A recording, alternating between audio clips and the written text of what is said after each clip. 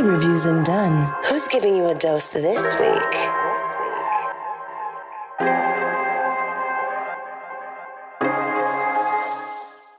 How's it going, sir? Derek Dunn, Reviews and Done. Just a quick question.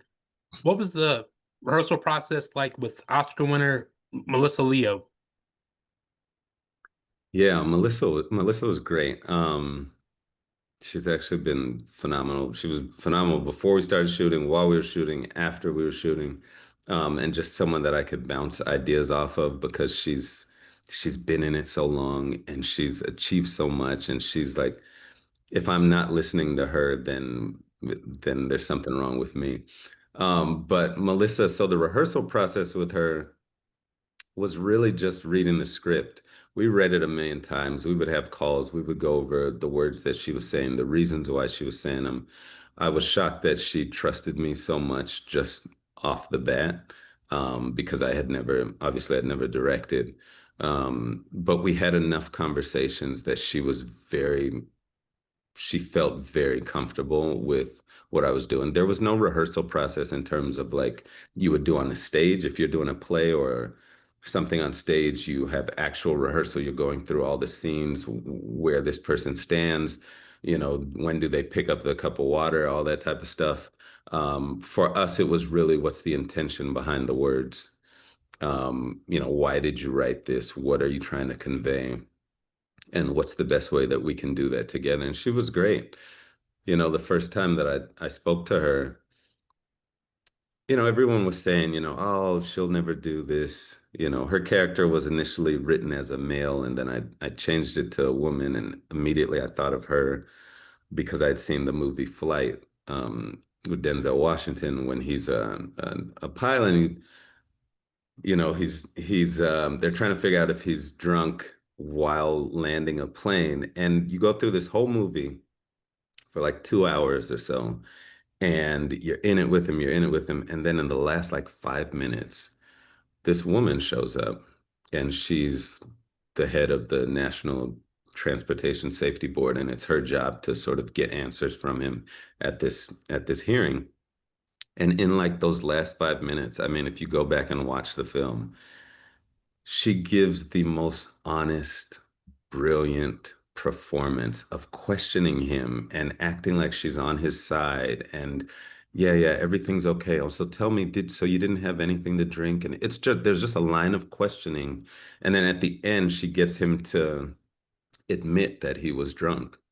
Um, and I remembered that, and I thought, no one no one could do this better than her. And it made me feel like she was perfect for the job. And so everyone said, don't try her. She's not going to do this. This is too small a project. And I just called her and she jumped right in.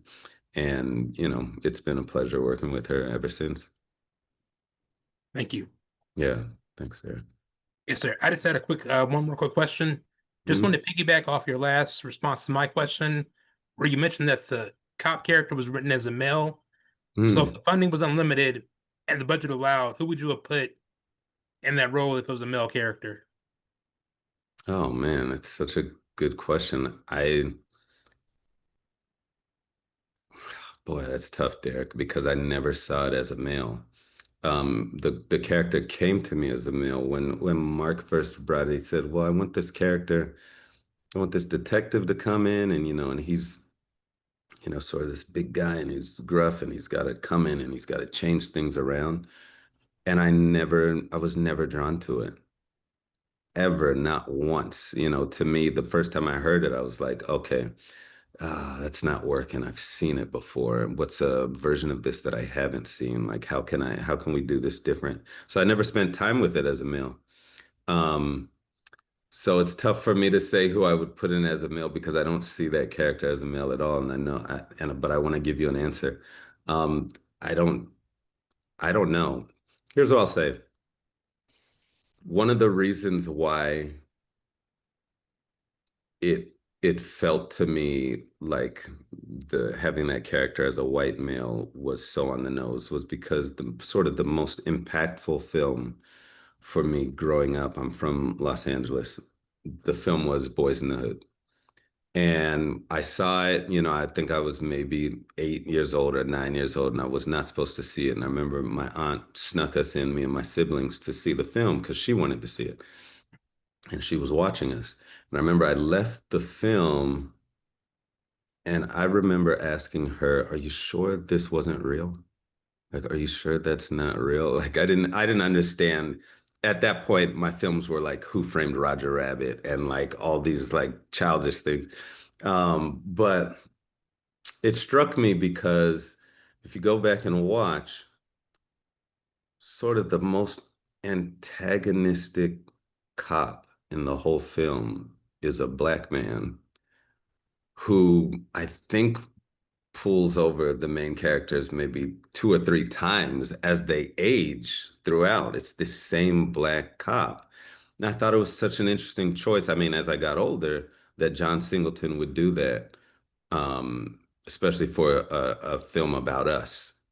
And I think that always stayed with me, that I want to see it differently. I want to make sure that we aren't doing the same thing that everyone would expect, and bring that to the screen. So I don't know if I hope that helps, but I can't think of the one person. Thank you. Yeah. Yo, what's going on? This is Drizzy Drake. Hi, this is Rihanna. Hey, what's up? This is Ludacris. What's up, y'all? This is Nicki Minaj. You're rocking with the best. It's Reviews and Done.